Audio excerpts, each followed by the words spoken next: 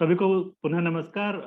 जैसा कि प्रॉमिस किया था हमने, आपसे वादा किया था कि हम यही प्रोग्राम हिंदी में भी करेंगे। तो वही प्रोग्राम पुनः, बल्कि उससे ज़्यादा अच्छे तरीके से हम हिंदी में करने का प्रयास करेंगे। कल और आज दूसरा लेक्चर है। पहले दिन हमने बिल्कुल बेसिक किस तरह के इन्वेस्टमेंट हो सकते हैं वो किया था, और उसकी भी रिकॉर्डिंग हमारे पास है। बाद में आपको फेसबुक पेज और यूट्यूब की लिंक हम शेयर कर देंगे, जहां पर आप उनके बारे में और भी ज़्यादा देख और समझ सकते हैं। इसके अलावा हमारा प्लान एक टेलीग्राम चैनल क्रिएट करने का भी है, जिसमें आपके जो भी प्रश्न हो आप पूछ सकते हैं। और आगे जो अगले सैटरडे और संडेज में जो मीटिंग होंगी, उसके लिंक हम उसमें शेयर कर देंगे, जिससे आप तक वो आसानी से पहुंच पाए और आप उसे ज्वाइन कर सकें। मैं आपको बता दूं, ये 3.5 महीने का प्रोग्राम हमने बनाया है, जिसमें हम आपको स्टॉक मार्केट में जीरो से लेकर के और अ, जो लेटेस्ट टेक्निक चल रही हैं, सारे इंडिकेटर्स और किस तरह से ट्रेडिंग चलती है, एल्गो ट्रेडिंग क्या होती है, सब चीज़ों के बारे में बताएंगे। और आपको किसी तरह की मदद की जरूरत हो तो उस वो भी हम मदद करने को तैयार रहेंगे। लेकिन सबसे पहले आपको जो बताया गया कल की कितने तरह के इन्वेस्टमेंट होते हैं, और उसके बाद हमने वादा किया था कि आज आपको हम स्टॉक मार्केट के बारे में आगे बताएंगे। तो ये जिन लोगों ने आज पहले दिन ज्वाइन किया है, उनसे रिक्वेस्ट है कि इसके बाद जाकर के वो यूट्यूब चैनल पे जो हमारा है वो पहले दिन का लेक्चर जरूर देख लें। मैं फिर से शुरू करता हूँ। मैं पीवी जैन और साथ में मेरी senior colleague doctor Roma Singh साथ में हैं, और this is learn to earn investors. ये क्लासेस इनिशिएटिव हमने शुरू किया है सभी की सुविधा के लिए, कि सभी लोगों को स्टॉक मार्केट के बारे में मालूम हो पाए, वो भी इसका फायदा उठा पाए। हम देखते हैं कि केवल 3% लोग ही एक्टिवली ट्रेड करते हैं भारत में स्टॉक मार्केट में, कंपेयर टू कल हमने देखा था यूएसए में 60% लोग हैं। तो अगले 15 से 20 सालों में अगले 15 से 20 सालों में ये सेम चीजें जो है वो भारत में भी होगी, और ये हमारे यहाँ स्टॉक मार्केट का जो ट्रेंड है वो सभी लोगों के इन्वेस्टमेंट के साथ आगे बढ़ेगा। आप चाहें ना चाहें, कुछ दिनों में आपको इसके साथ आना होगा, अगर आप ट्रेंड के साथ चलना चाहते हैं तो क्यों नहीं आज इस चीज को सीखा जाए। और सबसे पहले मैं आपको बता दूं कि शेयर क्या होता है, स्टॉक क्या होता है, यहाँ से शुरू करते हैं। तो शेयर हम बोले, इक्विटी बोले, स्टॉक बोले, ये सारी चीजें एक ही होती हैं, मतलब किसी बिजनेस का हिस्सा। अब वो हिस्सा, मान लीजिए आप एक बिजनेस शुरू करते हैं, और वो बिजनेस जो है उसमें आपके दो पार्टनर्स हैं, तो आप दोनों बराबर बराबर के हिस्सेदार हैं, तो 50-50% के हिस्सेदार हुए। लेकिन जो बड़े बिजनेस होते हैं, जहां पर ज्यादा पैसे की आवश्यकता होती है और कुछ गवर्नमेंट रेगुलेशंस होते हैं, वहां पर हिस्सेदारी की आवश्यकता बहुत अधिक होती है, और वहां पर आप 0.0001% के भी हिस्सेदार बन सकते हैं। और इसी के लिए जो बड़े कॉर्पोरेट्स होते हैं वो अपने कंपनीज को स्टॉक मार्केट में लिस्ट कराते हैं, और इस लिस्टिंग के साथ आप उन शेयर्स को बॉम्बे स्टॉक एक्सचेंज या नेशनल स्टॉक एक्सचेंज या भारत में और भी बीसी स्टॉक एक्सचेंज हैं जो ज्यादा पॉपुलर नहीं है, वहां से उन शेयर्स को आप बाय कर सकते हैं या उन्हें सेल कर सकते हैं। मैं आपको बता दूं कि मैं बिल्कुल शेयर से हमने शुरू किया है, और आज क्लास के अंत तक पहुंचते पहुंचते हम आपको एक टेक्निक भी बताएंगे जिसके थ्रू आप प्रॉफिटेबल ट्रेड कर सकते हैं। तो आप बने रहें साथ में, और एग्जैक्टली 1 आवर में हम अपनी क्लास पूरी करने की कोशिश करेंगे आपके क्वेश्चंस के साथ। ठीक है, आगे हम देखें कि शेयर कौन बाय कर सकता है। कोई भी इंडिविजुअल जिसके पास अपना बैंक अकाउंट है, अपना आधार कार्ड है, अपना पैन नंबर है, वो डीमेट अकाउंट खोल सकता है। लेकिन डीमेट अकाउंट और ट्रेडिंग अकाउंट खोलने के लिए आपको इन सब चीज़ों की जरूरत होगी। आपके पास या तो आपके चेकबुक हो, या फिर आपके पास आपका अकाउंट स्टेटमेंट हो, जिसके थ्रू अब आप ऑनलाइन भी डीमेट अकाउंट खोल सकते हैं। अब आपको आवश्यकता इस बात की नहीं है कि आप हार्ड कॉपी फॉर्म भरें और उसके बाद अपना अकाउंट खोलें। आप आसानी से अपना अकाउंट खोल सकते हैं और बगैर किसी समस्या के ट्रेडिंग शुरू कर सकते हैं। ऑनलाइन के लिए ढेर सारे ब्रोकर्स अवेलेबल हैं, जीरोधा है, अपस्टॉक है, इसके अलावा एंजल ब्रोकिंग है। ढेर सारे ऐसे ब्रोकर्स हैं जो अपनी सर्विसेज देते हैं, और आप अपनी चॉइस के हिसाब से अकाउंट खोल सकते हैं। यहाँ मेरा सजेशन ये रहता है कि आप फुल टाइम ब्रोकर के साथ जाएं, आप बैंक रिलेटेड ब्रोकर्स के साथ ना जाएं अगर आप शेयर मार्केट में एक्टिवली पार्टिसिपेट करना चाहते हैं तो। क्योंकि जो बैंक रिलेटेड ब्रोकर्स हैं वहां पर जो ब्रोकरेज होती है वो काफी हाई होती है जब आप एक्टिवली ट्रेड करना शुरू करेंगे। और जबकि जो फुल टाइम ब्रोकर्स हैं उनके साथ ऐसा है कि अगर आप कैश में शेयर्स लेते हैं और कैश में ही बेचते हैं, आप लीवरेज नहीं लेते हैं, आप इंट्राडे ट्रेडिंग नहीं करते हैं, तो वहां पर कोई ब्रोकरेज वो चार्ज नहीं करते हैं। इसका मतलब ये ना समझें कि आपको कोई पैसा शेयर लेने या खरीदने या बेचने पर नहीं कटेगा। बिल्कुल कटेगा, क्योंकि गवर्नमेंट के अपने टैक्सेस होते हैं और वो आपको पे करने ही होंगे। वहां पर आपको पेमेंट देना, हाँ, लेकिन आप ट्रेड करेंगे, आप शेयर उसी दिन लेकर के इंट्राडे में खरीदेंगे और बेचेंगे, तब आपको चार्जेस भी देने पड़ते हैं। वो चार्जेस अगर आप सही तरीके से ट्रेड करेंगे तो बहुत ही नॉर्मल होते हैं, बहुत ही नॉमिनल होते हैं, और उसमें आपको ज्यादा चिंता करने की जरूरत नहीं होगी, क्योंकि लास्ट 5-6 सालों में जैसा ब्रोकरेज इंडस्ट्री में कंपटीशन है, उसकी वजह से ब्रोकरेज काफी लो हो गए हैं, और ज्यादातर ब्रोकर्स कैश मार्केट में ट्रेडिंग पर किसी भी तरह का ब्रोकरेज चार्ज नहीं करते हैं। ठीक है, आपका जो ट्रेडिंग और डीमेट अकाउंट है वो आपका लिंक होने के बाद आप अपने बैंक अकाउंट के थ्रू लिंक करके उसमें पैसे डाल सकते हैं या यूपीआई से पैसे डाल सकते हैं और ट्रेडिंग शुरू कर सकते हैं। हम आगे बताएंगे आपको कि किस तरह से आप इन्वेस्टमेंट कर सकते हैं या ट्रेडिंग कर सकते हैं। तो आपको चार्जेस क्या लगते हैं? एक तो बात ये हुई कि आप इंट्राडे ट्रेडिंग कर रहे हैं या फ्यूचर और ऑप्शन में ट्रेडिंग कर रहे हैं। अब ये फ्यूचर और ऑप्शन वाली जो बात है, इसको हम आगे की क्लासेस में करेंगे, क्योंकि फ्यूचर और ऑप्शन एक ऐसी चीज है जो सारे लोगों से थोड़ी अलग बात है। नॉर्मल जो ट्रेडिंग करते हैं लोग, जो 90% लोग ट्रेडिंग करते हैं, या इनफैक्ट मेरे ख्याल से 95% लोग जो ट्रेडिंग करते हैं, वो ये शेयर लेते हैं और उसके बाद शेयर बेचते हैं। फ्यूचर में शेयर और ऑप्शन में शेयर ट्रेडिंग करना का काम प्रोफेशनल ट्रेडर्स में 5 से 7% लोग ही बड़ी मुश्किल से करते हैं, और उसके लिए आपको नॉलेज की भी जरूरत होती है। लेकिन मैं आपको बता दूं, वहां पर इस बात की संभावना होती है कि आप कम पैसे से ज्यादा शेयर्स की ट्रेडिंग कर पाए, लेकिन उतना ही रिस्क भी ज्यादा होता है। तो आपका जब डीमेट अकाउंट खुल जाएगा, तो आप कैश में भी ट्रेडिंग कर सकते हैं और फ्यूचर ऑप्शन में भी कर सकते हैं।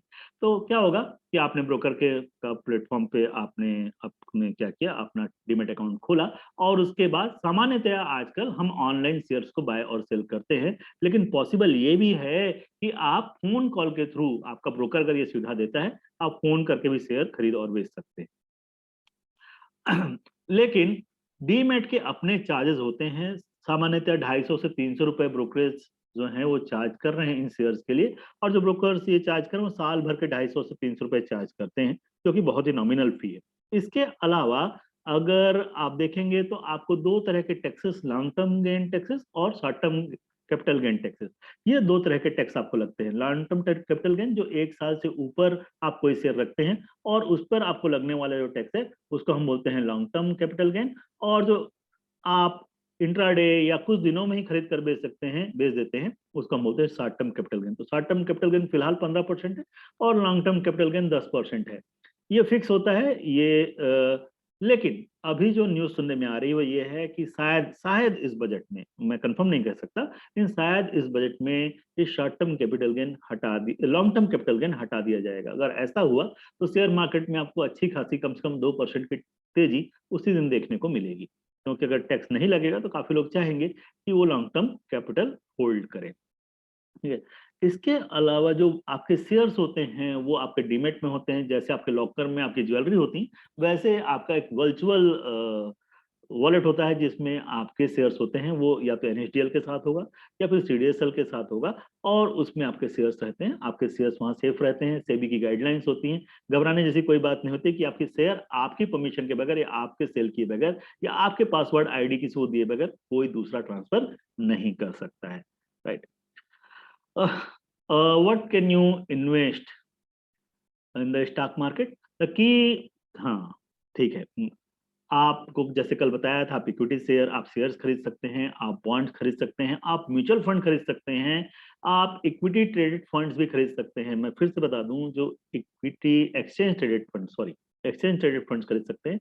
जो एक्सचेंज ट्रेडेड फंड्स होते हैं उसको आप ऐसा समझ लिए कि शेयर बाजार में आप ऐसे म्यूचुअल फंड जिन्हें आप कभी भी बाय कर सकते हैं और कभी भी सेल कर सकते हैं एक गिवन प्राइस पर जो वहां पर चल रहा होता है। और ऐसे म्यूचुअल फंड्स काफी आसानी से आपको लिक्विडिटी देते हैं। और इनमें खास बात आपको बता दूं कि जो ट्रेडिशनल म्यूचुअल फंड होते हैं उनके बजाय लिक्विडिटी ज्यादा होती है, और दूसरा फायदा ये होता है एक्सचेंज ट्रेडेड फंड्स पर कि आपको चार्जेस नॉर्मल म्यूचुअल फंड्स के बजाय बहुत कम लगते हैं। लोगों को इस बात का नॉलेज नहीं होता, लेकिन जो नॉर्मल म्यूचुअल फंड्स होते हैं एवरेज देखा जाए तो 6 से 7% तक चार्जेस उसमें कटते हैं, जो दिखाई नहीं पड़ते, लेकिन जो मैनेजमेंट के चार्जेस हैं वो 7 से 10% चार्जेस नॉर्मल म्यूचुअल फंड्स में कट जाते हैं, जबकि ईटीएफ में, एक्सचेंज ट्रेडेड फंड्स में, ये चार्जेस बहुत ही नॉमिनल होते हैं। उसके बाद जैसे डेरिवेटिव मैंने आपको बताया, ऑप्शन और फ्यूचर, उसके बारे में हम आगे की क्लासेस में बात करेंगे, जैसा हम अगले सैटरडे संडे आपको बताया हम करेंगे। आगे हम देखते हैं स्टॉक की कैटेगरीज कैसी होती हैं। तो आपने देखा होगा कुछ शेयर्स को कहा जाता है ब्लू चिप शेयर्स या लार्ज कैप स्टॉक्स। ऐसे स्टॉक्स जिनका मार्केट कैप 10,000 करोड़ से ज्यादा होता है। अब यहाँ पर एक टर्म आ गया मार्केट कैप। मार्केट कैप का अर्थ ये है कि मान लीजिए उस कंपनी के 100 शेयर मार्केट में है और शेयर की वैल्यू चल रही है 10 रुपए, तो total share multiplied by share की वैल्यू वो कहलाता है मार्केट कैप। तो 100 मल्टीप्लाइड बाई 10, 1,000 क्या हो जाएगा, उस कंपनी का मार्केट कैप हो जाएगा। राइट। तो इसी तरह से क्या होता है, जो बड़ी कंपनी होती है उन करोड़ ऑफ शेयर मार्केट में ट्रेड कर रहे होते हैं, और हर समय, हर सेकंड में, हर फ्रैक्शन ऑफ सेकंड में क्या होता है, उन शेयर्स की वैल्यू नीचे और ऊपर जाती है। इसलिए हम देखते हैं कि किसी दिन मुकेश अंबानी भारत में या एशिया में सबसे अमीर व्यक्ति होते हैं, और किसी दिन पता चलता है कि वो भारत में सबसे अमीर व्यक्ति नहीं रहे। सिंपल सी बात है, मुकेश अंबानी बहुत ज्यादा शेयर होल्ड करते हैं, प्रमोटर हैं वो किसके, रिलायंस इंडस्ट्रीज के, तो उनके शेयर्स उनके पास है। क्या होता है, जब रिलायंस के शेयर की वैल्यू बढ़ती है तो मुकेश अंबानी की टोटल वेल्थ, एक शेयर की वैल्यू मल्टीप्लाइड बाय जितने शेयर मुकेश अंबानी जी के पास हैं, टोटल उनकी वेल्थ भी बढ़ जाती है, और जिस दिन गिरती है उनकी वेल्थ भी गिर जाती है। लेकिन नोशनल वैल्यू है, उससे उनको कोई फर्क नहीं पड़ता कि वो नंबर 1 रहे या ना रहे, लेकिन जो नोशनल वैल्यू है ऊपर और नीचे चेंज होती रहती है। ना मुकेश अंबानी जी शेयर बेच रहे हैं ना खरीद रहे हैं, फिर भी क्योंकि मार्केट वैल्यू घट या बढ़ रही है, इसलिए उनकी टोटल वेल्थ भी घटती और बढ़ती है। अब हम बोले कि 3 तरह के हम क्या देखते हैं कि स्टॉक्स होते हैं, large cap stock, mid cap stock, small cap stock stock. इसके अलावा हम देखते हैं कि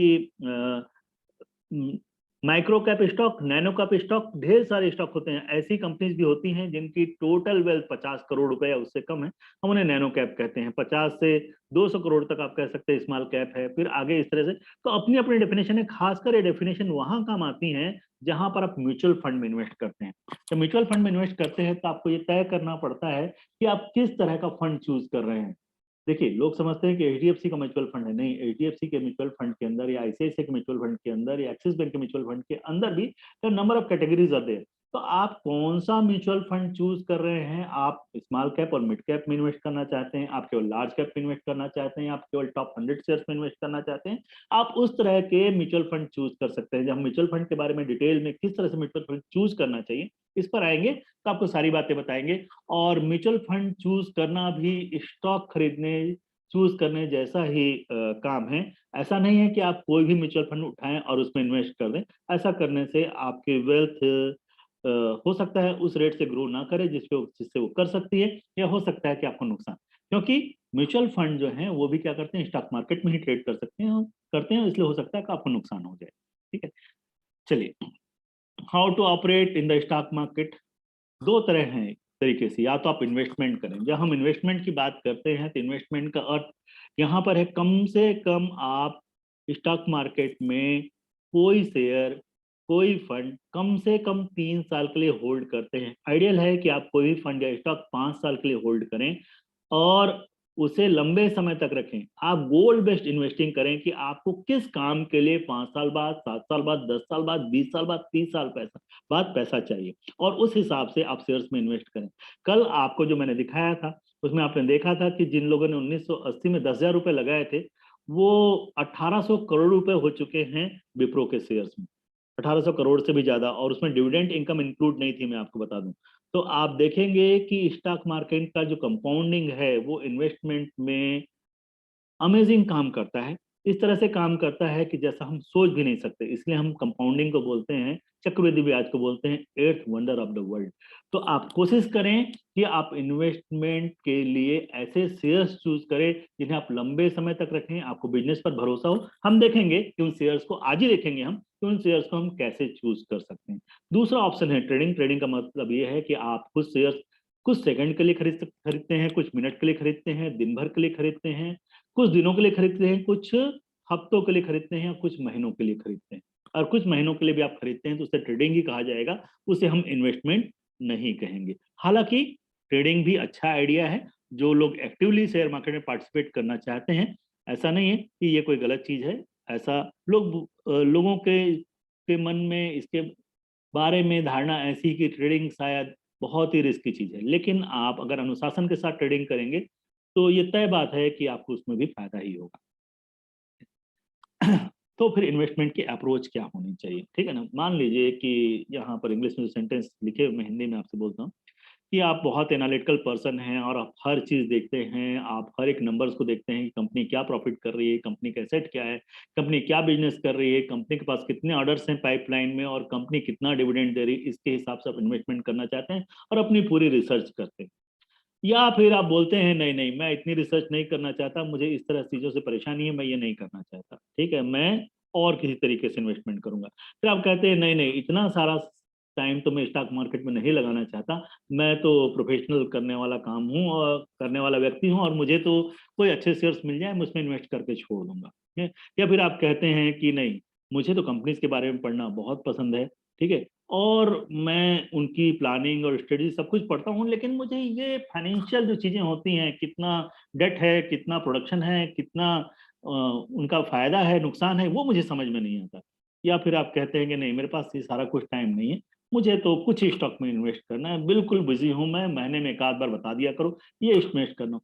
मैं आपको बताऊं, ये सारी चीजें सही हैं, और सबसे खुशी की बात ये है कि आप इनमें से किसी भी कैटेगरी में फॉल करते हैं, आप स्टॉक मार्केट में इन्वेस्ट कर सकते हैं। और इसके दो फायदे हैं। स्टॉक मार्केट में इन्वेस्ट करने से एक, आपकी वेल्थ तो ग्रो होगी ही, साथ ही साथ भारत की इकोनॉमी को भी सहारा मिलता है जब आप स्टॉक मार्केट में अपने पैसे लगाते हैं, ठीक है।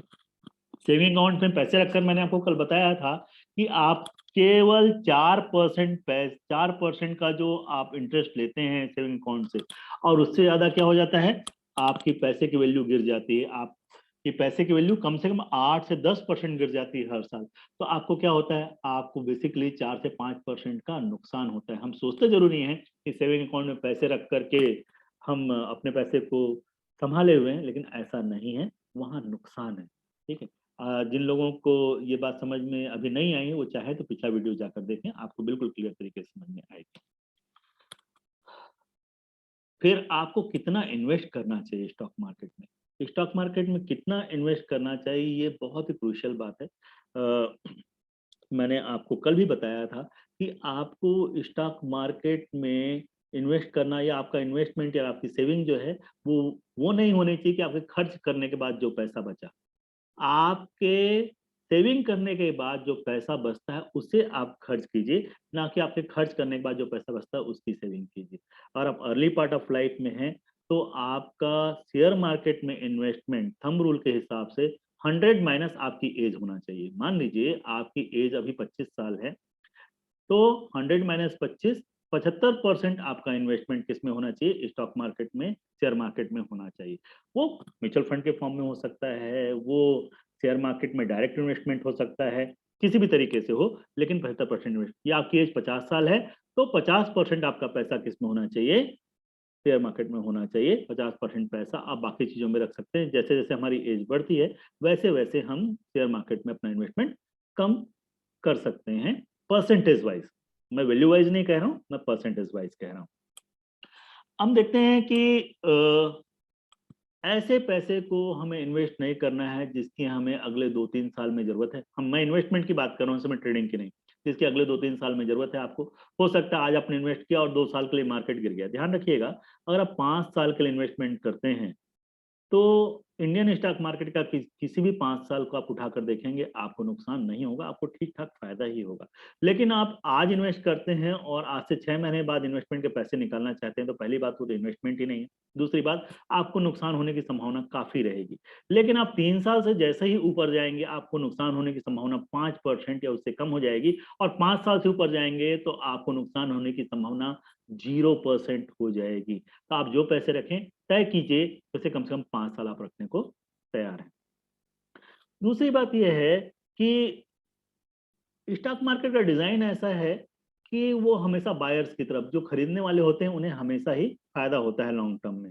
तो आप अगर अभी खरीदते हैं तो डेफिनेटली आपको अगले 5 साल में प्रॉफिट मिलेगा ही मिलेगा। हो सकता है कि 1 साल बाद आपको नुकसान दिखाई दे। क्या देखा था हमने कि पेंडेमिक के टाइम में अचानक से मार्केट 40% गिर गया, निफ्टी की वैल्यू 12,400 से 7,700 आ गई। और उस समय जिन लोगों ने उसके ठीक पहले इन्वेस्टमेंट किया होगा उन्हें लगा होगा उन्हें नुकसान हो गया। लेकिन वही लोग अगर पेशेंस के साथ रुके हुए होते तो आज 12,400 से वैल्यू 17,800 पर है, और कुछ समय के लिए तो 18,600 पर भी गई थी। तो अगर आप पेशेंस रखेंगे, वॉरेन बफेट कहते हैं कि स्टॉक मार्केट एक ऐसी मशीन है जो पेशेंस वाले लोगों को गैर पेशेंस वाले लोगों से लेकर पैसा देती रहती है लगातार। मगर इसका अर्थ ये हुआ, अगर आपके पास धैर्य है तो जो लोग अधीर लोग हैं, जिनके मन में धैर्य नहीं है, उनका पैसा आपके पास आता चला जाएगा। स्टॉक मार्केट ऐसी मशीन है। अब डिपेंड करता है कि आपके पास कितना धैर्य है। आपने देखा था कल कि जिन लोगों ने सन 2000 में भी इन्वेस्टमेंट किया, उनका भी पैसा उनका भी पैसा करीब करीब हमने देखा 4-4 हजार गुना बढ़ गया। 4 हजार गुना पैसा बढ़ना, आप समझते हैं बात को? अगर आप अपने एफडी में पैसा रखते हैं तो वो 11 साल में भी डबल नहीं होता आज की डेट में। ठीक है। फिर हम देखते हैं कि आपको ऐसे पैसे जो आपका इमरजेंसी फंड हो, ये कहा जाता है कि आपकी कम से कम 3 महीने का जो आपका 3 से लेके 5 महीने के जो आपका खर्च का पैसा है वो आप अपने सेविंग अकाउंट में रखिए, जिसे आप कभी भी निकाल सकते हैं। या बच्चों के एजुकेशन से रिलेटेड पैसा है वो खर्च ना करें, अपनी छुट्टियों के लिए आपने पैसा निकाल रखा है वो खर्च ना करें। इन्वेस्टमेंट बिल्कुल अलग ही जोन है, ठीक है ना। तो आप कभी भी उधार लिया हुआ पैसा शेयर मार्केट में इन्वेस्ट ना करें, आप अपना ही पैसा इन्वेस्ट करें जो आप सेव कर सकें। ठीक है। अब हम आते हैं कि किस तरह के स्टॉक पर इन्वेस्ट करना चाहिए। मैं कुछ आइडिया आपको दे रहा हूं, ध्यान से सुनिएगा।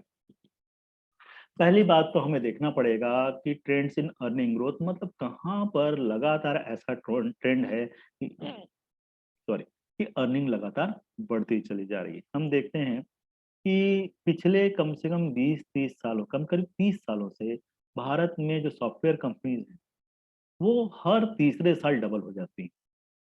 या फिर हम देखते हैं कि हमारे जो पेंट कंपनी है एशियन पेंट, वो हर चौथे साल डबल हो जाती है। पिडिलाइट का हमने देखा था कि हर चौथे साल डबल हो जाता है, और कभी कभी तो उससे ज्यादा जल्दी भी डबल हो जाता है। तो हमें ऐसी कंपनीज को चूज करना है जहां पर बिजनेस की ग्रोथ अच्छी है। एक बात मैं आपको बता दूं कि कोई शेयर 40 रुपए का ही महंगा हो सकता है, और कोई शेयर दूसरा शेयर 4,000 रुपए का भी सस्ता हो सकता है। एक बड़ा ही गलत नोशन होता है जो शुरुआत में लोग स्टॉक मार्केट में इन्वेस्ट करते हैं कि 4,000 रुपए का शेयर तो महंगा है और 40 रुपए का शेयर सस्ता है। नहीं नहीं, ऐसा नहीं। मान लीजिए टोटल बिजनेस की वैल्यू ही 40,000 है। दोनों के बिजनेस की वैल्यू क्या है? 40,000 है। और जो 40 रुपए वाला शेयर है वहां पर नंबर ऑफ शेयर कितने हैं? मान लीजिए 1,000 है। 1,000 शेयर हैं तो एक शेयर की वैल्यू क्या हो गई? 40 रुपए हो गई। लेकिन जहां पर जो दूसरा शेयर है 4,000 रुपए का है, वहां पर नंबर ऑफ शेयर्स कितने हैं? वहां पर नंबर ऑफ शेयर्स मैं कहता हूं 20 ही हैं, है ना। तो 20 ही शेयर हुए तो फिर क्या हो गया? आपकी एक शेयर की वैल्यू 4,000 रुपए से सॉरी 20 ही नहीं, मान लीजिए 5 ही है, वेरी सॉरी 5 ही है, तो एक शेयर की वैल्यू क्या हो गई? 10,000 रुपए या 8,000 रुपए हो गई। तो क्या टोटल बिजनेस का साइज है और नंबर ऑफ शेयर्स कितने मार्केट में इश्यूड हैं, इस पे डिपेंड करता है कि कोई शेयर महंगा है या सस्ता है। तो ये कभी भी आपको नहीं सोचना है कि 40 रुपए का शेयर सस्ता और 4,000 रुपए का शेयर महंगा है। फिर क्या होता है, हमें ऐसे शेयर चूज करने हैं जो अपने एरियाज में इकोनॉमिक मोट हो। मतलब ऐसे शेयर, जैसे हम देखते हैं कि सॉफ्टवेयर में कुछ शेयर्स हैं जो लगातार बढ़ते हैं, इन्फोसिस हुआ, एचसीएल हुआ, टीसीएस हुआ। हम देखते हैं कि आप कभी भी खरीद लें शेयर्स को, आप पाएंगे कि अगले 6 महीने में आप प्रॉफिट में। हो सकता है इमीडिएटली शेयर गिर जाए लेकिन अगले 6 महीने में प्रॉफिट में। क्यों? ये ऐसे शेयर्स हैं जो लगातार क्या करते हैं, जो लगातार वैल्यू ग्रो करते रहते हैं, जिसमें लगातार प्रॉफिट मेकिंग बिजनेस है, कभी भी लॉस में जाने वाला इनका बिजनेस नहीं है। और इनके लिए जो इनपुट कॉस्ट है वो बहुत ही कम है। इनपुट कॉस्ट क्या है? इनके जो रिसोर्सेस हैं, जो इनके काम करने वाले लोग हैं, इसके अलावा इनका कोई बहुत बड़ा खर्च नहीं है। ना ही तो ये कोई रॉ मटेरियल खरीदते हैं, ना ही कोई ट्रांसपोर्टेशन कॉस्ट होती है। तो इस तरह के शेयर्स में हम हमेशा देखते हैं कि वैल्यू बहुत तेजी से बढ़ती है। ठीक है। लेकिन सॉफ्टवेयर शेयर्स ही नहीं, इसके अलावा हम देखते हैं कि ढेर सारे ऐसी कंपनी, हमने देखा कि पिछले कुछ सालों में आईसीआईसीआई बैंक 3 गुना हो चुका है ना। हम देखते हैं एसबीआई पेंडेमिक के टाइम पर 167 रुपीज का था और कल की डेट में 500 रुपये पहुंच चुका है। ठीक है, तो पिछले 1 डेढ़ सालों में ही शेयर मार्केट में कई गुना तेजी आई। इनफैक्ट पेंडेमिक से पहले जो लेवल था उससे भी कई गुना आगे शेयर्स बढ़ चुके हैं। तो आपको इस बात को ध्यान में रखना है कि आपको शेयर को कब और कौन सा शेयर खरीदना है। तो इसके लिए अगला जो आपको ध्यान रखना है कि डेट इक्विटी रेशियो क्या है शेयर का। कि क्या होता है, कुछ कंपनीज ऐसी होती हैं कि हम रियल एस्टेट कंपनीज को लेंगे, उसमें हमेशा ही उनके ऊपर जो कर्ज होता है वो काफी ज्यादा होता है, क्योंकि कंपनीज का डिजाइन ही ऐसा होता है कि वो ज्यादा कर्ज लेती हैं तभी काम कर पाती हैं। और बहुत ज्यादा फर्क पड़ता है उन्हें इंटरेस्ट रेट से। अचानक से अगर इंटरेस्ट रेट बढ़ जाए तो उनका इंटरेस्ट पेमेंट, ब्याज देना जो होता है वो काफी ज्यादा हो जाता है। इसकी वजह से क्या होता है, उनका प्रॉफिट मार्जिन कम हो जाता है और इस वजह से वो शेयर्स उस माहौल में अच्छे नहीं रहते। लेकिन अभी का समय देखा जाए, जबकि इंटरेस्ट रेट काफी लो चल रहे हैं, हम देखते हैं कि रियल एस्टेट के शेयर भी काफी तेजी से ग्रो कर रहे हैं और काफी तेजी से ऊपर आए हैं। तो हमें ऐसे शेयर चूज करने हैं जिनका डेट रेशियो कम हो। अगर हम उनके पीयर से तुलना करें, पीयर मतलब उसी तरह के शेयर से, जैसे मैं बोलूं कि भाई मैं एफएमसीजी शेयर देखता हूं तो मैं देखूं एचयूएल हुआ या फिर आईटीसी हुआ या फिर डिफरेंट ऐसे शेयर जो फास्ट मूविंग कंज्यूमर ग्रोथ से रिलेटेड शेयर्स हैं। ऐसे एक ही तरह के पेयर्स को हम तुलना कर सकते हैं और ये तुलना करने के लिए आपको ज्यादा कुछ नहीं करना पड़ेगा। अभी कुछ वेबसाइट्स हम देखेंगे जिसमें सारी तुलना की हुई आपको मिलती है, आप सारी चीजें वहां पर चेक कर सकते हैं और अपना इन्वेस्टमेंट कर सकते हैं बड़ी ही आसानी से। इसलिए ऐसा नहीं कि आपको महीनों बैठकर रिसर्च करनी पड़े। आप अगर 2-4 घंटे ही बैठेंगे तो आपको समझ में आएगा कि आप ये शेयर खरीद सकते हैं और ये शेयर सही वैल्यू पर मिल रहे हैं। अब ये सही वैल्यू क्या है, कई बार हम शेयर डिसाइड करते हैं, मार्केट में बड़ा ही कॉमन टर्म है PE ratio, price to earning ratio. मतलब किसी शेयर की प्राइस क्या है और हर साल या हर साल में उसकी पर शेयर अर्निंग क्या है, पी बाई ई रेशियो। ये कभी कभी आपको सही तरीका दे सकती है शेयर को बाय करने का और कभी कभी ना भी दे। क्या होता है कि एक ही कैटेगरी के शेयर, जैसे हम देखते हैं कि अमेजोन में हम देखते हैं पी रेशियो, या फिर हम देखते हैं एप्पल का पी रेशियो 6000 तक पहुंच गया है। वहीं हम अपने यहाँ देखें, कुछ कंपनी का पी रेशियो 1 भी नहीं है, 1 भी नहीं है। मतलब वो अपने हर साल की अर्निंग से जिस रेशियो पर मिल रहे हैं पी रेशियो में, वो उससे भी कम है। 0.6 के पी रेशियो पर मिलने वाले हमारे मार्केट में कुछ शेयर हैं। आपको एक कंपनी का नाम मालूम है, steel authority of India limited, P देखेंगे उसका 3 के आसपास है। ठीक है, वहीं आप टाटा स्टील को देखेंगे उसका पी 7 के आसपास है। आप टीसीएस को देखेंगे तो पी 40 से ऊपर मिलता है आपको हमेशा। तो डिपेंड करता है किस तरह का बिजनेस है और उसके बाकी जो पीयर हैं, बाकी उससे रिलेटेड शेयर हैं, सॉफ्टवेयर के और शेयर्स या स्टील कंपनीज के अन्य शेयर्स या बैंकों के अन्य शेयर्स को उन्हीं कंपनीज से तुलना करें। आप मतलब एप्पल को एप्पल से ही कंपेयर करना है, ऑरेंजेस से नहीं करना है। तो आपको समझ में आएगा कि इसकी पी वैल्यू कम है और इसको आप बाय कर सकते हैं। लेकिन न्यू टेक्नोलॉजी एज के जो शेयर्स हैं जो काफी तेजी से बढ़ते हैं, उनका पी रेशियो काफी ज्यादा होता है और फिर भी हम देखते हैं उनका पी इंडियन मार्केट में भी 200 तक पहुंच जाता है और फिर भी उनकी वैल्यू क्या होती है, लगातार बढ़ती रहती है। फिर हम आते हैं इंट्रिंसिक वैल्यू पर, कि शेयर में की एक वास्तविक मूल्य होता है शेयर का। वास्तविक मूल्य क्या होता है कि मान लीजिए एक बिजनेसमैन है और अपना बिजनेस बेचना चाहता है, उसकी एक शॉप है जिसकी, एक रेस्टोरेंट है समझिए, और वो बेचना चाहता है उस रेस्टोरेंट को। आप उस रेस्टोरेंट को किस प्राइस पर खरीदेंगे? डेफिनेटली आपको उस प्राइस पर वो रेस्टोरेंट नहीं देगा जितनी उसकी बिल्डिंग की कीमत है और जितना उसके अंदर सामान है। उसकी वैल्यू किस हिसाब से डिसाइड होगी कि वो कितने पैसे डेली अर्न करता है, कितने कस्टमर उसके पास आते हैं, उसकी मार्केट में वैल्यू क्या है और आगे इस बिजनेस की बढ़ने की संभावना क्या है। और इस हिसाब से हम चलेंगे तो हमें उसका वास्तविक मूल्य समझ में आएगा, है ना। आप हल्दीराम की शॉप में जाते हैं, आप तय करके जाते हैं कि वहाँ खाना आपको अच्छा मिलेगा, साफ सुथरा मिलेगा। आप बीकानेर वाला पे जाते हैं, आपको लगता है। लेकिन अगर उसी तरह का कोई दूसरा रेस्टोरेंट आपको दिख जाए तो शायद आपको उतना भरोसा नहीं होता है। तो इस बात की भी क्या होती है, वैल्यू होती है और ये सारी चीजें इंट्रिंसिक वैल्यू में काउंट होती है। ये बुक वैल्यू नहीं है, इंट्रिंसिक वैल्यू वास्तविक मूल्य है, जितना मूल्य उसे मार्केट सही तरीके से दे सकता है। और विभिन्न वेबसाइट्स अभी जो मैं आपको दिखाऊंगा उसमें आप देखेंगे कि आपको पता चल जाएगा कि ये शेयर अपने इंट्रिंसिक वैल्यू से नीचे है या ऊपर है। डेफिनेटली नीचे है तो आप उसे बाय कर सकते हैं और ऊपर है तो आप क्या कर सकते हैं, आप उसे अवॉइड कर सकते हैं, आप बाय ना करें, या फिर किसी दूसरे पैरामीटर्स पर सही उतरता है तो आप उसे बाय कर सकते हैं। ठीक है, फिर आती है एक बात कि डिविडेंड, कंपनी कितना डिविडेंड देती है। डिविडेंड को हिंदी में हम बोलते हैं लाभांश। जैसे आप कोई बिजनेस करें, आप 2 पार्टनर्स हैं और फुल प्रॉफिट आपको 100 रुपए होता है तो डेफिनेटली दोनों का हिस्सा 50 और 50 रुपए होगा। ठीक है, तो ये लाभांश अगर आप कंपनी के शेयर होल्डर हैं, आप भी पार्टनर हैं, तो कंपनी तय करती है कि कितना डिविडेंड आपको देना है और कितना बिजनेस में री इन्वेस्ट कर देना है, दोबारा लगा दिया जाना है या किसी और तरीके से उसे इन्वेस्टमेंट किया जाना है। तो ये डिविडेंड कई लोग इस बात पे भी तय करते हैं, उन्हें चाहते हैं कि वे ऐसी कंपनी चूज करें जो लगातार अच्छा डिविडेंड देती हैं, और इस तरह की कंपनीज के लिए भी आपको से लोग शेयर बाय करते हुए दिखाई देंगे। इनफैक्ट डिविडेंड की इनकम जो होती है वो ओवर द ईयर्स काफी अच्छी होती है, और आपको उससे भी अच्छा प्रॉफिट हो सकता है, आप इससे भी कंसिडर कर सकते हैं। Effectiveness of the executive leadership, ये बहुत इंपॉर्टेंट है, ये बाजार में बहुत बड़ा मुद्दा है जिस पर लोग बहुत कम ध्यान देते हैं। उसे हम कहते हैं कारपोरेट गवर्नेंस। कंपनी का गवर्नेंस किस तरीके का है, हमने देखा कि बड़ी अच्छी कंपनी जिनका बड़ा बड़ा बढ़िया नाम था, एक टाइम था जब यस बैंक को हम कहते थे कि वो भारत का अगला एचडीएफसी बैंक बन सकता है, और क्योंकि कारपोरेट गवर्नेंस के इश्यू थे, वहां पर ऑनेस्टी नहीं थी, और हमने देखा कि पूरी वैल्यू इरोड हो गई। इसी तरह की चीज हमने देखी थी सत्यम कंप्यूटर्स में, अगर लोगों को याद हो तो। सत्यम कंप्यूटर्स बड़ी अच्छी कंपनी हुआ करती थी, और एक या दो व्यक्तियों के साथ गलत के द्वारा गलत किए जाने से पूरी वैल्यू इरोड होती चली गई। तो अगर किसी भी कंपनी में आपको लगता है कि कारपोरेट गवर्नेंस का इश्यू है, तो डेफिनेटली ऐसी कंपनीज में इन्वेस्ट ना करें, और इस बात पर ना जाएं कि शायद यहाँ वैल्यू नीचे गिर गई है तो ये बढ़ सकती है।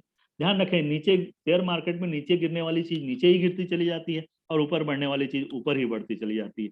आप देखते ही रह जाएंगे और ऊपर की ऊपर बढ़ती चली जाएगी। इसलिए एक अच्छा कारपोरेट गवर्नेंस, एक अच्छा मैनेजमेंट, एक अच्छे शेयर में इन्वेस्ट करने के लिए बहुत बहुत बहुत ज्यादा इंपॉर्टेंट है। मेरे लिए तो ये सबसे इंपॉर्टेंट बात होती है, क्योंकि वही मैनेजमेंट डिसाइड करता है कि उसका विजन क्या है, वो बिजनेस की लीडरशिप के साथ कहाँ आगे ले जाने वाला है। ये बहुत इंपॉर्टेंट बात होती है कि आप किस शेयर में इन्वेस्ट करना चाहते हैं और किस शेयर को अवॉइड करना चाहते हैं। फिर long term strength and stability, company कितनी पुरानी है, किस तरह का बिजनेस कर रही है, कितना डाइवर्सिफाइड बिजनेस है, कितने अलग अलग तरह का बिजनेस कर रही है, और क्या इस बात की संभावना है कि मार्केट में एक या दो चीज चेंज हो जाने से उस बिजनेस में पूरा पैसा जो है वो शून्य हो जाएगा, या इस बात की संभावना है कि कंपनी के पास ढेर सारे बिजनेस, या कंपनी का बिजनेस ऐसा है जिस पे नुकसान की संभावना बहुत ही कम है और कंपनी स्टेबल बनी रहेगी। इस आधार पर हम इन्वेस्टमेंट तय करते हैं। आगे जब हम आते हैं तो मैं आपको पहले वेबसाइट दिखाता हूँ, फिर हम ट्रेडिंग वाले पार्ट पर आएंगे। जैसे हम एक वेबसाइट पर जाते हैं यहाँ पर, और ये है आपके, होल्ड कीजिएगा।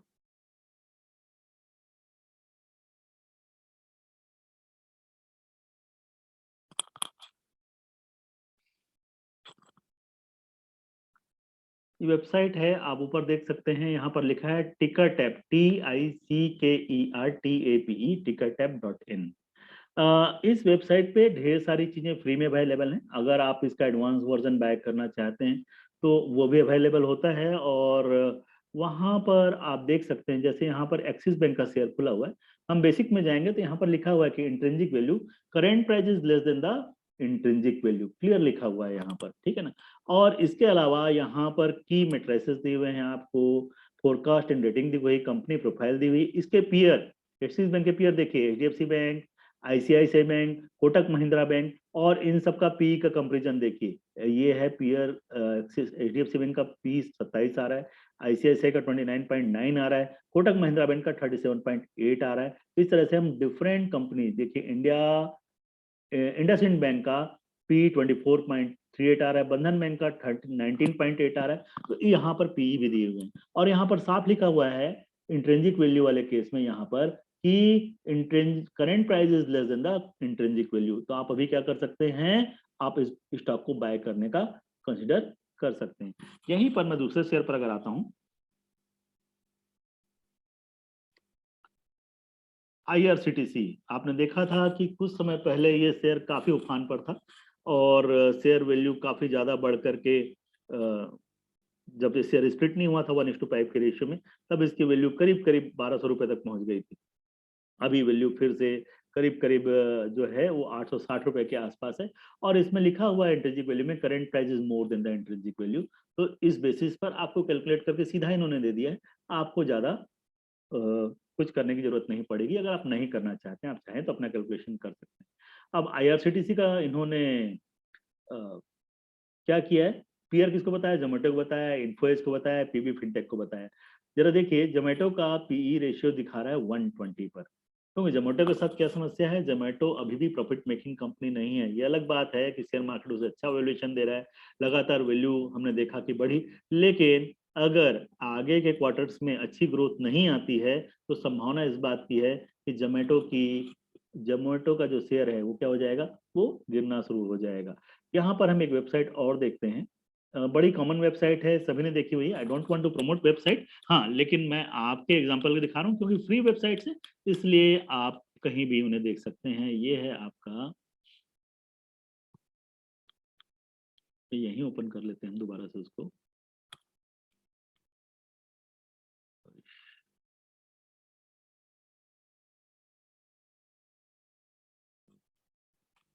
moneycontrol.com, सभी ने वेबसाइट देखी होगी जो भी शेयर मार्केट्स में थोड़ा सा भी ट्रेड करते हैं या इन्वेस्ट करते हैं।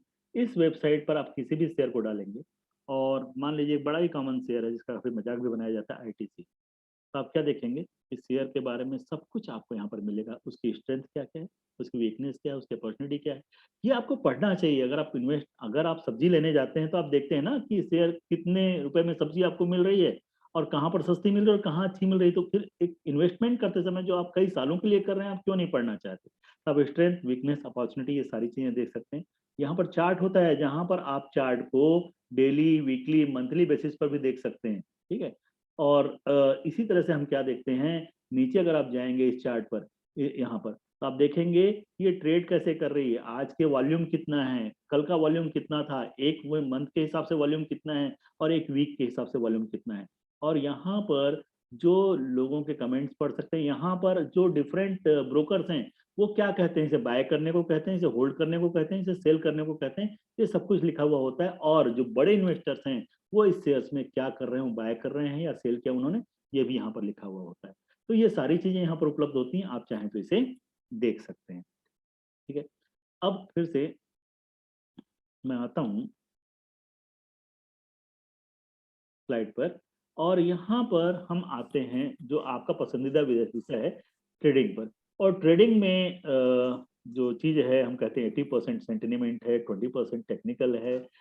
इस बारे में हमारे senior colleague doctor Roma Singh ज़्यादा अच्छे से बता पाएंगे आपको, और मैं चाहूँगा कि वो कंटिन्यू करें, प्लीज़।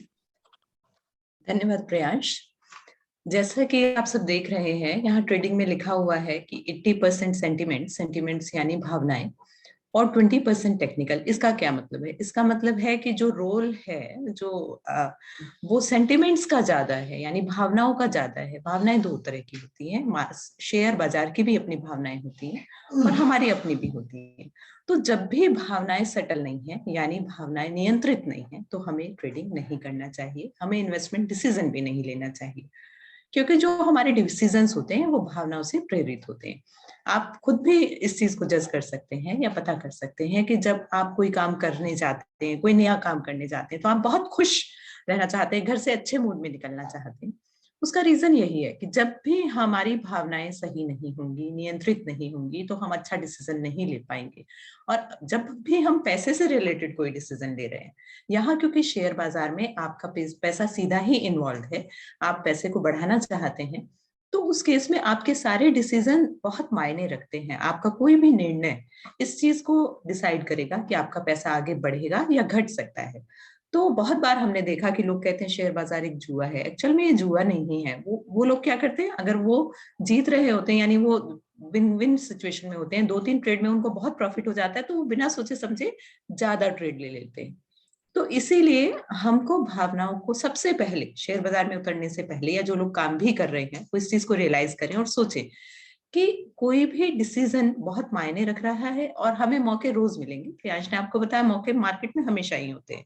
तो ऐसा नहीं सोचना कि आज ही करना है, अभी करना है। पहले ये देखना है कि हाँ, सेटअप अच्छा है, सब कुछ सही चल रहा है, हमारा कोई आगे कमिटमेंट तो नहीं है, तभी हमको ट्रेडिंग करना चाहिए या हमें इन्वेस्टिंग करना चाहिए। तो इन भावनाओं को नियंत्रित कैसे करें, वो आता है आपकी अच्छी हेल्थ से, आपके अच्छे माहौल से, और आपका जो वर्क है उसको सही रूल्स के अकॉर्डिंग करने से। यानी आपको एक नियंत्रित लाइफ जीना चाहिए, आपको एक रूटीन बनाना चाहिए और डिसाइड करना चाहिए कि ठीक है, चलिए संडे को हम थोड़ा बहुत देर मार्केट देखेंगे और उसके बाद हम पहले से डिसाइड करेंगे कि ऐसा करना है, लेकिन मंडे को जब मार्केट खुलेगा तब मार्केट के सेंटिमेंट्स को देखते हुए, यानी अच्छा चल रहा है या बहुत ऊपर नीचे वॉलेटाइल तो नहीं है, किसी न्यूज का इफेक्ट तो नहीं है, उस सब को देखते हुए ही हम कोई ट्रेड लेंगे, या जो हमने संडे को डिसीजन लिया था उसको इम्प्लीमेंट तभी करेंगे जब मार्केट का मूड भी अच्छा है और हमारा मूड भी अच्छा है, क्योंकि भावनाएं सबसे ज्यादा नियंत्रित करती हैं। एक और लाइन प्रियांश ने यहाँ बोली थी कि वॉरेन बफेट जो बहुत अच्छे ट्रेडर हैं और इन्वेस्टर हैं, उन्होंने ये बताया कि जो लोग बहुत पेशेंट होते हैं, तो इम्पेशेंट का पैसा पेशेंट के पास आ जाता है। क्यों?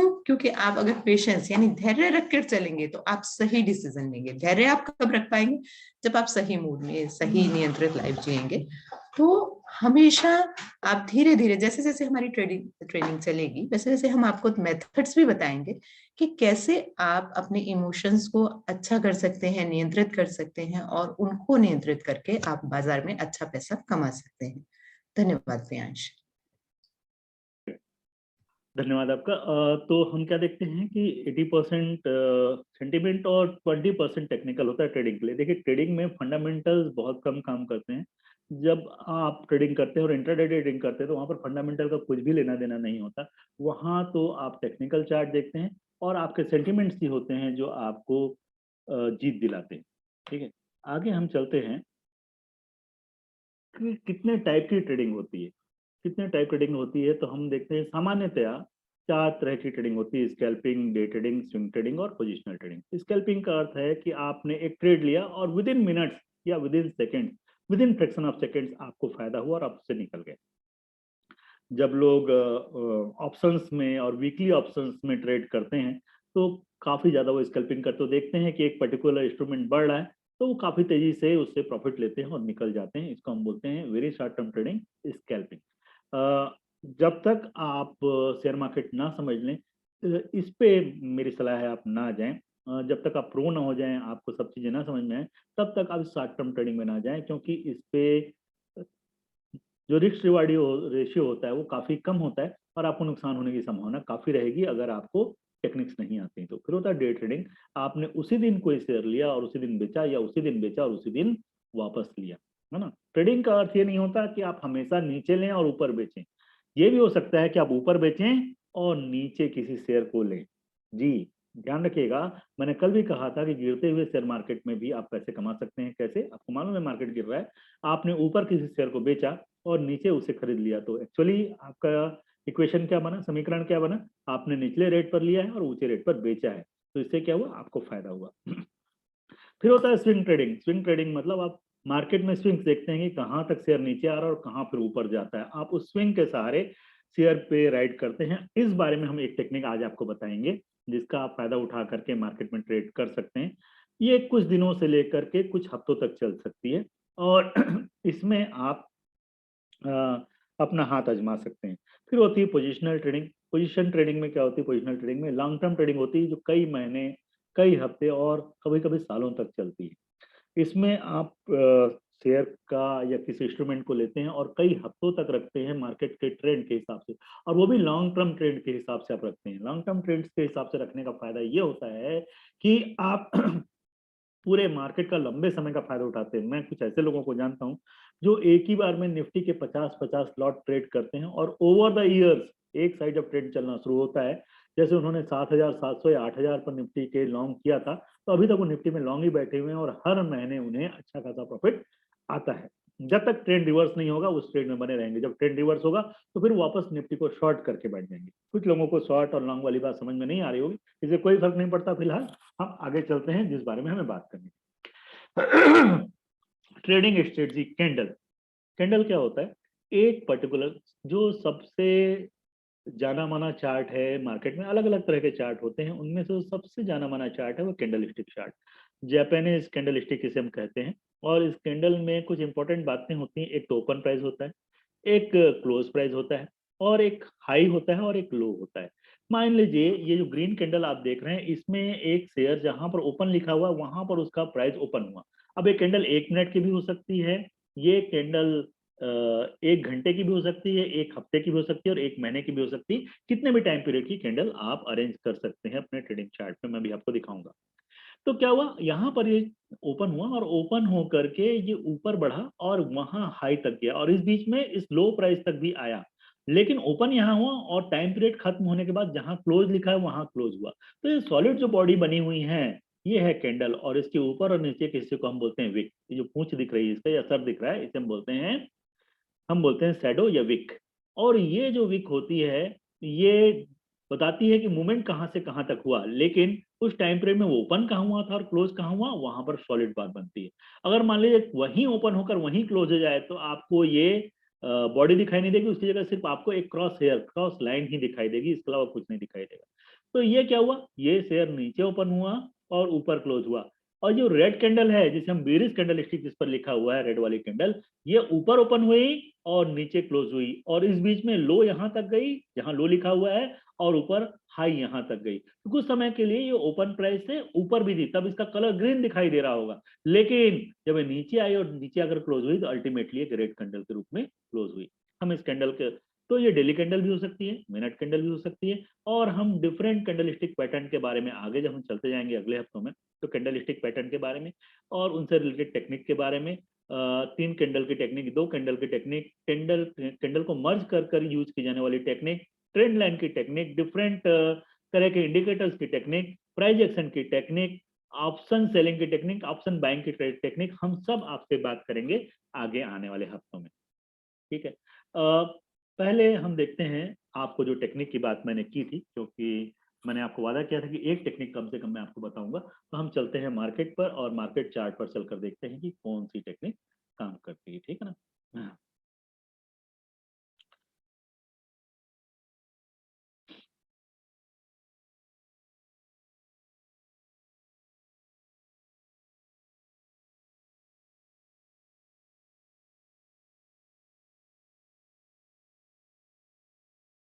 यहाँ पर एक चार्ट खुला हुआ है और ये है मेरे जीरोधा का पोर्टल जिसके थ्रू मैं आपको दिखा रहा हूँ। और यहाँ पर मैंने डेली चार्ट लगा रखा है। ये जो टेक्निक मैं आपको बता रहा हूँ ये डेली चार्ट पर काम करेगी। और जैसा मैंने बताया था, आप क्या कर सकते हैं, इसे चेंज कर सकते हैं आप इसे मैं पहले चार्ट को बड़ा कर लेता हूँ। अब पूरे स्क्रीन पे आपको चार्ट दिखाई दे रहा होगा। और यहाँ पर हम क्या देखते हैं कि ये जो है डे चार्ट लगा हुआ, तो एक कैंडल एक दिन के मूवमेंट को बताती है।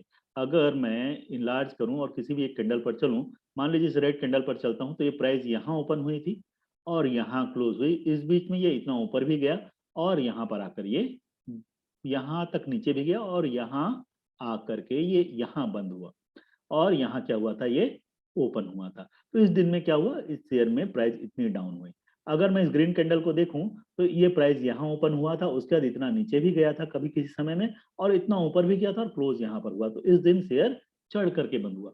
तो ये दिन की बात है, लेकिन इसे मैं चाहूं तो पर मिनट भी देख सकता हूं कि जो लास्ट डे फ्राइडे था वहां पर ट्रेडिंग के लास्ट के 5 मिनट में क्या हुआ। तो आप क्या देखते हैं कि ये देखिए ये वाली कैंडल जहां पर ऊपर और नीचे प्राइस हुआ ही नहीं, करीब वो पूरे 1 मिनट प्राइस वहीं का वहीं बना रहा, और इसलिए आपको एक क्रॉस हेयर की तरह का यहाँ पर क्या दिखाई दे रहा है, कैंडल दिखाई दे रही है। यहाँ पर आप क्या देखते हैं कि प्राइस इस वाली कैंडल में, इस बड़ी वाली ग्रीन कैंडल में देखिए जहां मेरा क्रसर है इस वक्त, इस वाली कैंडल देखिए प्राइस यहाँ ओपन हुआ और पूरा ऊपर ही जाकर बंद हुआ, वहां जहां तक वो गया उससे नीचे आया ही नहीं, तो ये लगातार ऊपर ही बढ़ती रही प्राइस इस कैंडल में। तो ये मिनट कैंडल है, लेकिन मैं आपको बता रहा हूँ डेली पैटर्न के हिसाब से एक टेक्निक जिसपे आप ट्रेड कर सकते हैं। ये आप किसी भी शेयर में आप चाहें तो आप इसे आजमा कर देख सकते हैं, आप इसका उपयोग कर सकते हैं इस पर्टिकुलर टेक्निक का। इस टेक्निक के लिए 2 चीजें जरूरी हैं। पहले आपको ट्रेंड समझ में आना चाहिए। आपको ट्रेंड यहाँ पर भी दिख रहा हुआ, शेयर लगातार यहाँ से बढ़ना शुरू हुआ और यहाँ तक बढ़ रहा है, और बढ़ने के बाद फिर यहाँ से तक गिरावट आनी शुरू हुई और यहाँ से फिर ट्रेंड चेंज हुआ और फिर से ये बढ़ना शुरू हुआ। फिर हम क्या देखते हैं, यहाँ तक बढ़ता रहा और यहाँ से फिर से गिरना शुरू हुआ। ये आप कभी भी अभी भी क्या देख रहे हैं, आप शेयर लगातार बढ़ता चला जा रहा है ना। अभी यहाँ पर क्या हो रहा है, शेयर का प्राइस बढ़ता चला जा रहा है इस तरह से। और एक चीज आपको इस चार्ट पर और लगानी है, वो हम बोलते हैं 20 डेज का मूविंग एवरेज। आप जब कोई भी पोर्टल यूज करेंगे, जो आपका ट्रेडिंग पोर्टल होगा, वहां पर आप मूविंग एवरेज का एक ऑप्शन आता है, यहाँ स्टडीज लिखा हुआ है जो यहाँ पर आप जाएंगे तो यहाँ पर आप लिखेंगे मूविंग एवरेज। ये देखिए एमए 20 डेज का लगा रखा है मैंने, एमए लिखा हुआ है, तो ये 20 डेज का एमए आपने लगा दिया तो 20 दिन का एवरेज है। कहीं पर भी जो रेड लाइन है ये बताती है कि पिछले 20 दिनों का एवरेज क्या है शेयर का, पिछले 20 दिन का एवरेज प्राइस क्या था। तो हम क्या देखते हैं कि हमको शेयर को वहां पर ट्रेड करना है जहां पर, मैं आपको सिर्फ अभी खरीदने की बात बता रहा हूँ क्योंकि बेचने की बात कुछ लोगों को कभी समझ में नहीं आएगी। कुछ लोग कहेंगे कि हमारे पास शेयर है नहीं तो हम बेच कैसे सकते हैं, तो मैं सिर्फ आपको खरीदने की बात बता रहा हूँ फिलहाल। आप यही टेक्निक बेचने के लिए भी यूज कर सकते हैं, जस्ट अपोजिट, ठीक है। जो लोग प्रो हैं, जो जानते हैं इस बात को समझें कि ये ट्रेंड क्या हुआ, लगातार शेयर का नीचे है और ये जो लास्ट कैंडल बनी इसके हाई से अगर मेरी कोई भी कैंडल ऊपर निकल जाती है, इसके हाई से मेरी कोई भी कैंडल ऊपर निकल जाती है, तो उस दिन के अंत में जब मैं देखूंगा कैंडल कहाँ बंद हो रही है, इसके हाई से ऊपर बंद हो रही है इस कैंडल के, तो मैं वहां पर उस शेयर को बाय कर लूंगा। तो मान लीजिए एसबीआई को मैंने यहाँ बाय कर लिया। अब मेरा ये ट्रेड मुझे चलाना है मैक्सिमम 5 दिन या फिर मेरा स्टॉप लॉस हिट होते तक। मेरा स्टॉप लॉस कहाँ पर है, ये जो कैंडल जो इसके ठीक पहले वाली कैंडल थी, इसका जो लो है, इसका लो कहाँ पर है, इसका लो है यहाँ पर। ये मेरा स्टॉप लॉस, अगर जब भी इससे नीचे प्राइस जाएगा तो मुझे निकल ही जाना है। ठीक है, मैं लॉस में निकलूंगा लेकिन मैं निकल जाऊंगा। ध्यान रखिएगा, अगर आप अनुशासन रखेंगे तो इस वाले ट्रेड में, इस तरह के ट्रेड में आप 10 ट्रेड लेंगे, आपको 6 से 7 में जरूर अच्छा फायदा होगा। जानेंगे, अगर आप हर ट्रेड में 10 रुपए खोते हैं और हर ट्रेड में आप 20 रुपए पाते हैं, है ना, तो अगर मान लीजिए आपकी 5 ट्रेड गलत हो जाती है और 5 सही हो जाती है, तो आप 10 ट्रेड में से 5 ट्रेड में 50 रुपए खोएंगे और 100 रुपए पाएंगे, तो आपको ओवरऑल 50 रुपए का फायदा ही होगा। इसलिए अनुशासन में बने रहें और उसके हिसाब से ट्रेड करें। इस कैंडल के नीचे मैं क्या करता हूँ, अपना स्टॉप लॉस लगा देता हूँ और यहाँ पर इसे बाय करता हूँ और 5 दिन गिनता हूँ, 1 2 3 4 और 5, और 5वें दिन के अंत में मुझे जो भी प्रॉफिट में निकल जाता हूँ। मैं चौथे दिन भी अगर मुझे लगता है मुझे सब्सटेंशियल प्रॉफिट है, मुझे अच्छा प्रॉफिट हो चुका है, तो मुझे निकल जाना चाहिए। तो आपको ये ट्रेड रखना है कम से कम 4 से 5 दिन। तो आपने यहाँ पर देखा, इसी को हम दूसरी जगह और फिर से देखते हैं, एक डाउन ट्रेंड खोजते हैं कहाँ पर है। ये देखिए,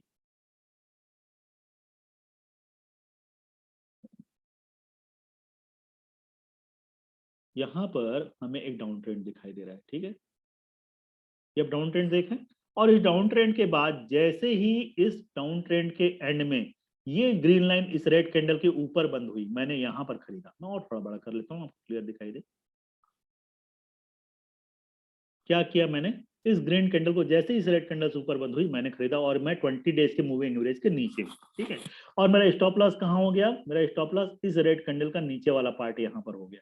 और मैंने खरीदने के बाद 1 2 3 4 और 5वें दिन जहां पर भी मेरा ट्रेड बंद हो रहा है, मैं चौथे दिन भी बेच सकता हूँ या 5वें दिन मुझे जहां ट्रेड मेरा बंद हो रहा है वहां मुझे बेच देना। लेकिन ध्यान रखें, अगर इस रेड कैंडल की इस प्राइस से नीचे मेरा प्राइस कहीं पर भी जाता है, जो कि किस्मत से इस बार नहीं गया है, तो मुझे वहां पर निकल जाना है। ये बिल्कुल क्लियर बात है, इसमें आपको बिल्कुल भी नहीं सोचना है, बिल्कुल भी अपने सेंटिमेंट जो रोमा मैडम ने आपको समझाया उसमें नहीं आना है और आपको बिल्कुल ये लॉ फॉलो करना है। आप किसी भी ट्रेड में आप अपने मन से कोई भी चार्ट निकाल कर देखिए और इस टेक्निक को आजमा कर देखिए, आपको 10 में से 6 से 7 बार प्रॉफिट में निकलेंगे। एक बार आपका एक या 2 बार आपका स्टॉप लॉस हिट होगा तो उसे हो जाने दीजिए। अगर आप 10 में से 6 बार भी प्रॉफिट कर रहे हैं, मैं कहता हूँ आप 5 बार भी प्रॉफिट कर रहे हैं, 5 बार लॉस कर रहे हैं, तो भी आप अच्छे खासे प्रॉफिट में निकलेंगे। ये इस तरह की ढेर सारी टेक्निक है, हम आपको आगे बताएंगे। अभी मैं ओपन कर रहा हूं आपके लिए कि आप जो भी प्रश्न पूछना चाहते हैं, जो आज हमने बताया है, वो आप पूछ सकते हैं। इसकी रिकॉर्डिंग भी हम YouTube चैनल पर अपने फेसबुक पेज पर डाल देंगे। आप सभी लोगों को हम अपना फेसबुक का लिंक और YouTube का लिंक भेज देंगे, आप उसे वहां से दोबारा देख सकते हैं, दोबारा पढ़ सकते हैं। इसके अलावा जो भी अपडेट होंगे हम अपने फेसबुक पेज पर करते रहेंगे। L2E का एक फेसबुक पेज है जिसे आप देख सकते हैं। और हमारे ये भी मंशा है कि हम एक टेलीग्राम चैनल बनाएं और उस टेलीग्राम चैनल में आप लोगों को इन्फॉर्मेशन देते रहें। अब आपके प्रश्न आमंत्रित हैं, आप पूछिए।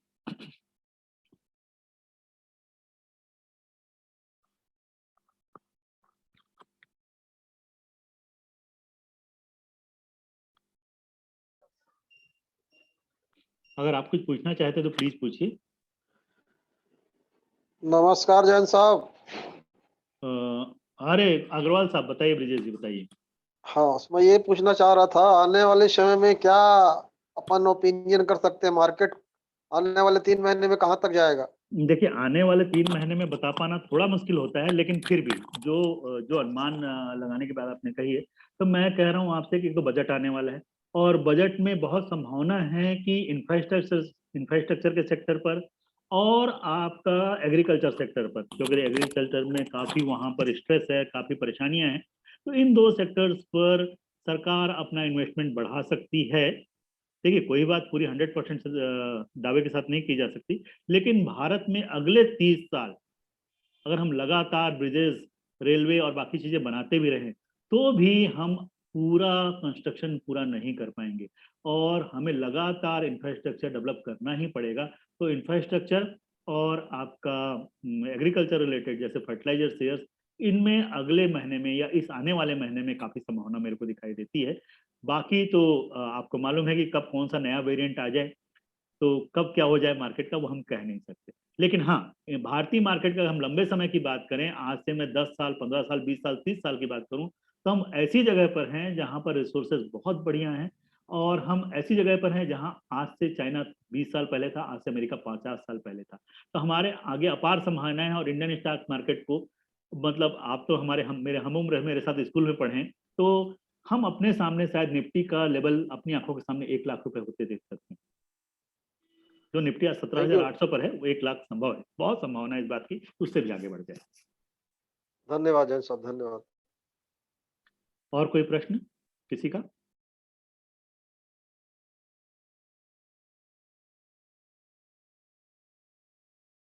चलिए ठीक है, तो हम अगले सैटरडे फिर मिलने की कोशिश करेंगे और आप लोगों की डिमांड पर हम लोगों ने 2 मीटिंग क्रिएट करनी शुरू की है, एक हिंदी और इंग्लिश।